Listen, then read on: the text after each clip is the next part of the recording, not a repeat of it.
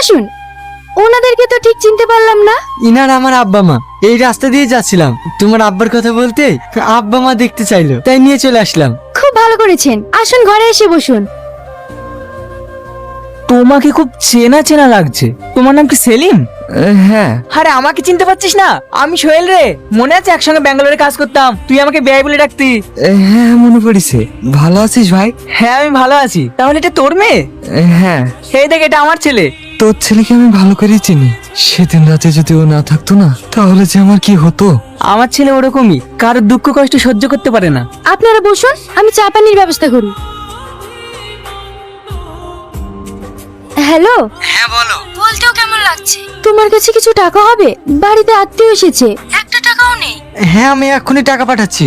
বলছি সেলিম, তুইও আমাকে বেয়াই বলে ডাকতে, আমিও তোকে বেয়াই বলে ডাকতাম। তোর মেয়েকে আমার খুব পছন্দ হয়েছে।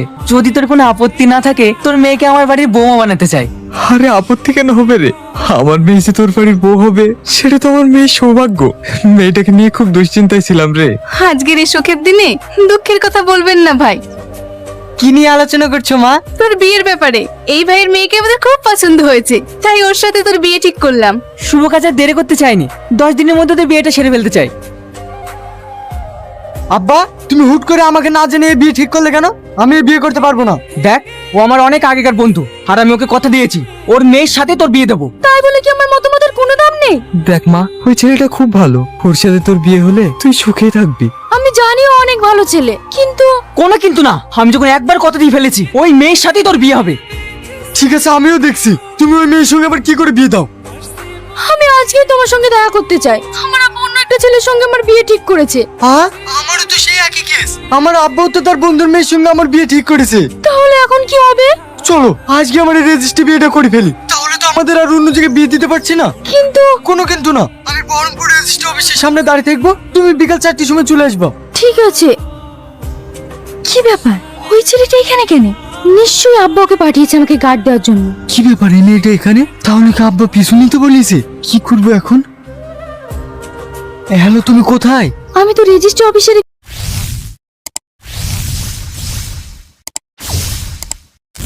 একটু সাইডে আছি। খবরদার তুমি রেজিস্ট্রি অফিসের সামনে আসবে না। একজন আমার পিছু নিছে, মনে হয় আব্বাই পাঠিয়েছে।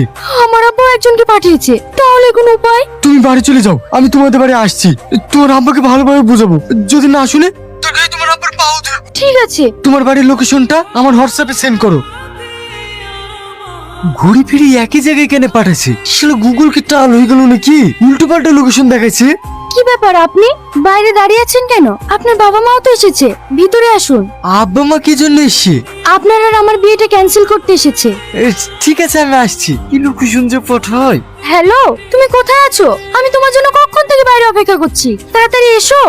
আমি তোর পিছনে। দেখ সেলিম, এখনকার যা ছেলে মেয়ে, তাদের অমেতে আমরা কিছুতেই বিয়ে দিতে পারবো না। আমার ছেলে তোর মেয়েকে বিয়ে করতে চাইছো না। আমার মেয়েও সে একই কথা বলছে ভাই। জোর করে বিয়ে দিয়ে তো আর সংসার করানো যায় না।